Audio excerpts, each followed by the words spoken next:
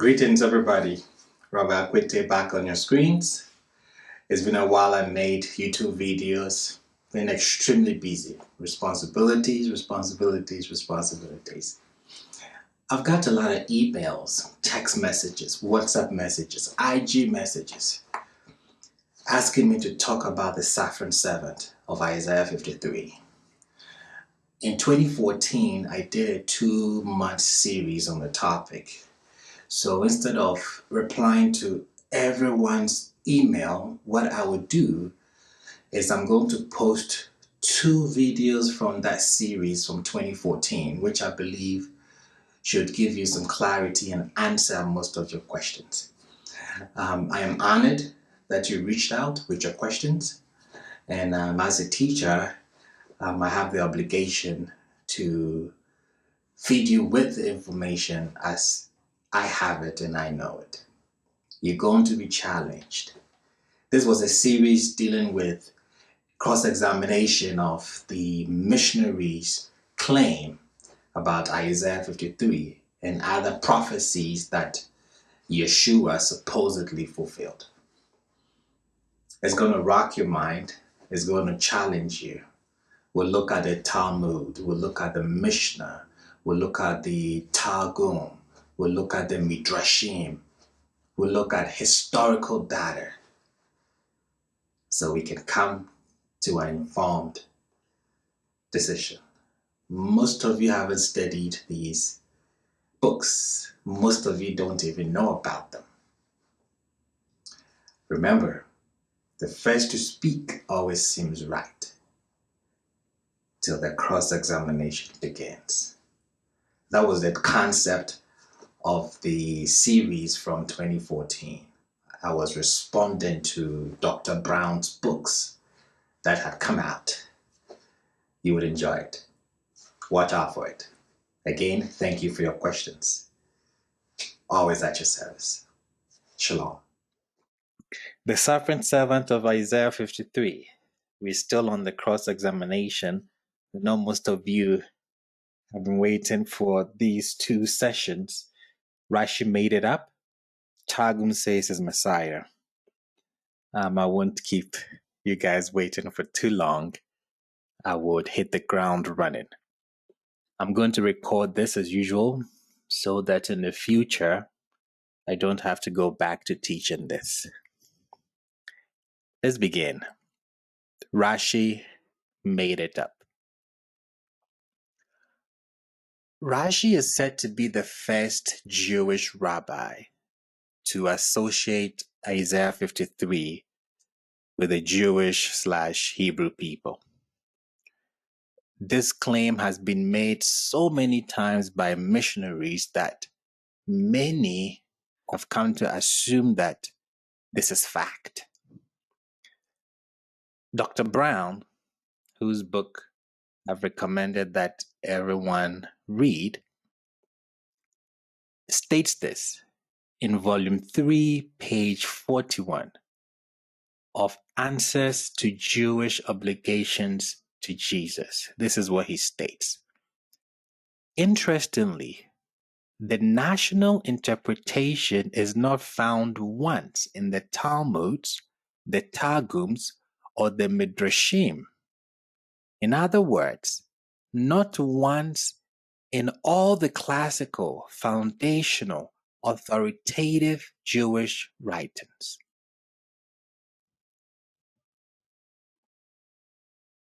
This is interesting to me. We'll find out in this series.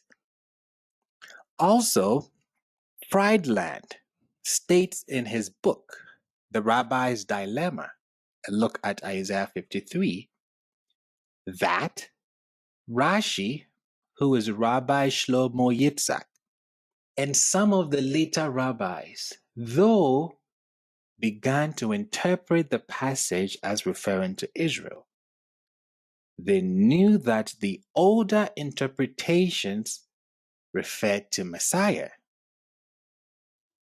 The older interpretations referred to Messiah. So here we see clearly the claim. The Jewish rabbis knew that the true ancient interpretation of Isaiah 53 was that it was talking about the Messiah. However, they changed the true interpretation to hide the truth from the Jewish people and prevent conversion to the truth. And who is blamed for this? The 11th century rabbi Rashi. Now, the view being stated here is that there is not even one source to be found in any of the traditional Jewish authoritative sources from before Rashi, where Isaiah 53 is associated with Israel. That includes the Talmud, the Targum, or any Midrash. This means that Rashi commented on Isaiah 53 without any support for his view in any earlier rabbinic source or sources. I highly doubt it. I highly disagree. It sounds good, but that is not true. The fact is that the rabbinic contention that Isaiah 53 was about Israel was already a well-known and ancient belief by Rashi's time. These people writing are Christians. Actually, their own church father, Origen of Alexandria, he was a Christian scholar, a prolific writer, one of the most influential figures in early Christian theology and apologetics, who has been described as the greatest genius the early church ever produced. Origen, writing in the mid-3rd century, states, whilst quoting the following from the pagan Celsus.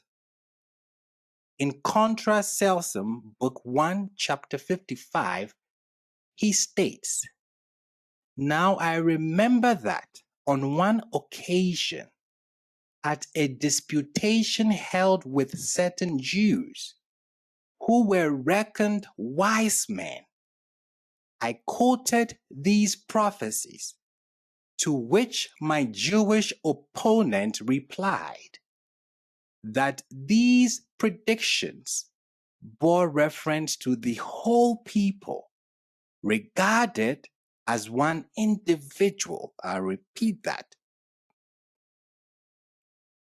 I quoted these prophecies, to which my Jewish opponents, those that were reckoned wise men, that these predictions bore reference to the whole people regarded as one individual, and as being in a state of dispersion and suffering, in order that many proselytes might be gained on account of the dispersion of the Jews among numerous heathen nations.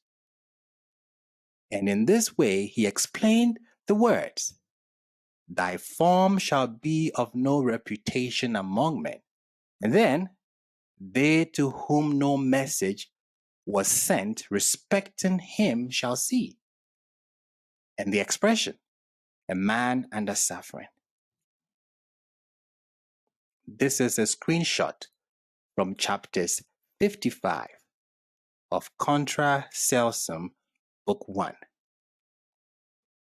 This is historical evidence that Jews who were reckoned as wise men, rabbis, my emphasis, said Isaiah 53 was about Israel many hundreds of years before Rashi. last time I checked, in historical research, a secondary source quoting a view, especially in a natural setting like this, is always accepted as factual. Origen, again, quoting Celsus, accepted that it was a fact that Jews did have such a belief that the suffering servant was the nation of Israel many hundreds of years before Rashi.